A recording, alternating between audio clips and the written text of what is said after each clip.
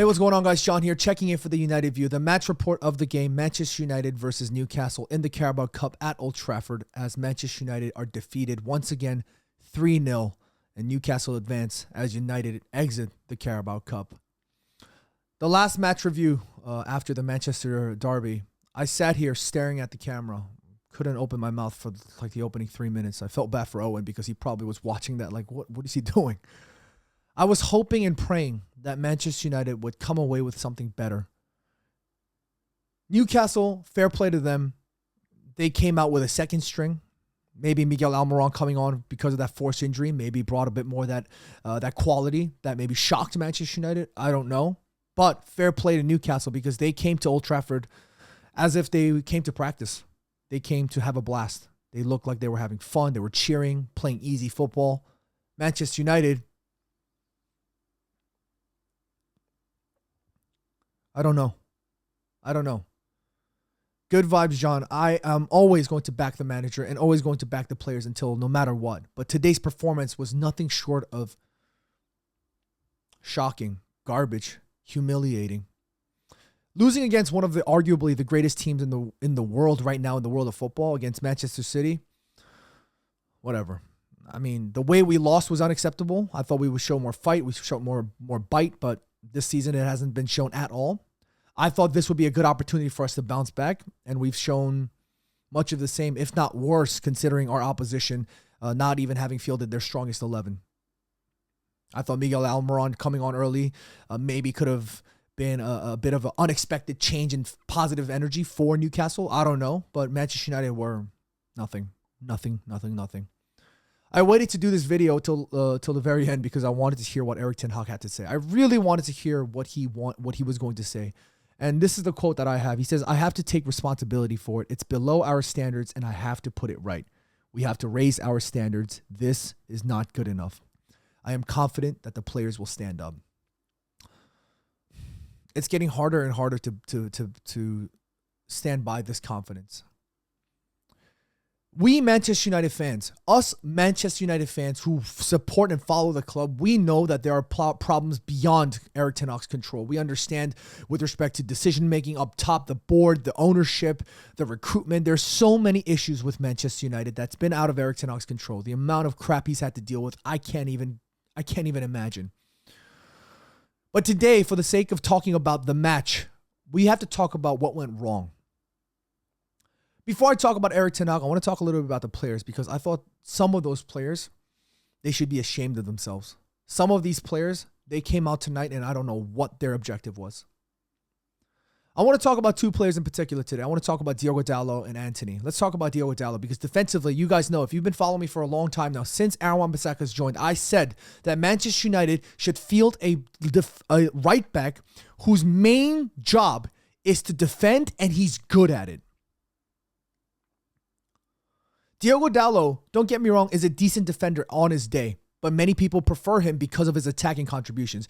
Attacking as a fullback is something that maybe we need to look at later down the line. Manchester United right now can't even do the simple things right. If we can't do the first job right, which is to defend as a defender, why are we talking about looking as a fullback who can attack? Man's got to first focus on defending. Diogo Dalot is not the same defender as Aaron Wan-Bissaka. And today, that again just showed. As much as I love Diogo Dalot, I think he's a phenomenal guy. He just isn't good enough, and he wasn't good enough today. He might score us, he might get us out of trouble with some hero ball plays and scoring and whatnot. But I've said it for years now. I don't like watching Diogo Dalot and Antony on the right-hand side because both want to play hero ball and both are too attack-minded, and one of them can't even attack properly, and the other one can't defend properly. What kind of balance is that? We need to fix that. I would have rather preferred Victor Lindelof at right back. Honestly. The first goal that we conceded, what was he doing? Just standing there, watching the play unfold, not even checking back over his shoulder. Players in Barcelona in their prime, I used to talk about this all the time when I used to coach. You always want to look over your shoulder. It's the basic principles. Xavi, Iniesta, Busquets, they dominated that midfield because one of the main qualities that they've had was their awareness around them, what was going on around them. They would check over their shoulder as if it was their religion. Diogo Dalot didn't check over his shoulder once.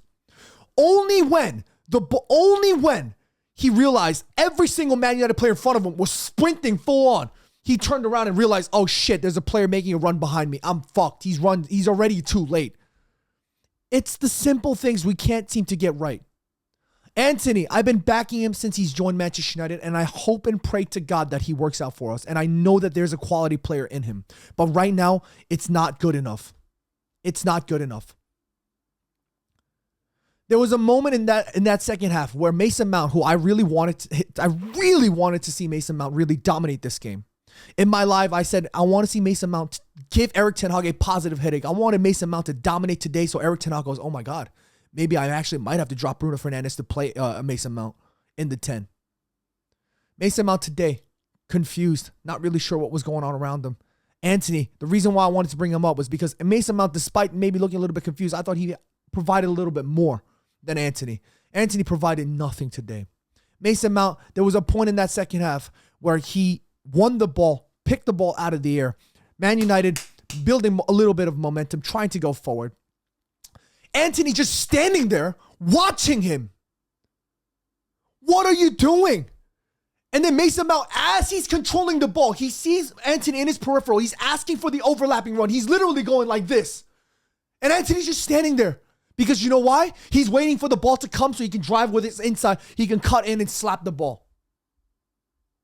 It's the simple things. That box was overloaded as fuck. If Anthony knew the awareness, he would have made the overlap and then at least provided an option to catch Newcastle when they weren't paying attention, or if Man United players were in that forward momentum.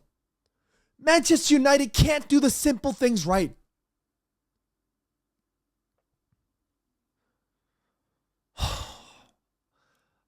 Erik ten Hag, I feel so bad for him. But today, it's getting harder to understand what's actually going on the pitch. I feel so bad for him, and I will back him forever.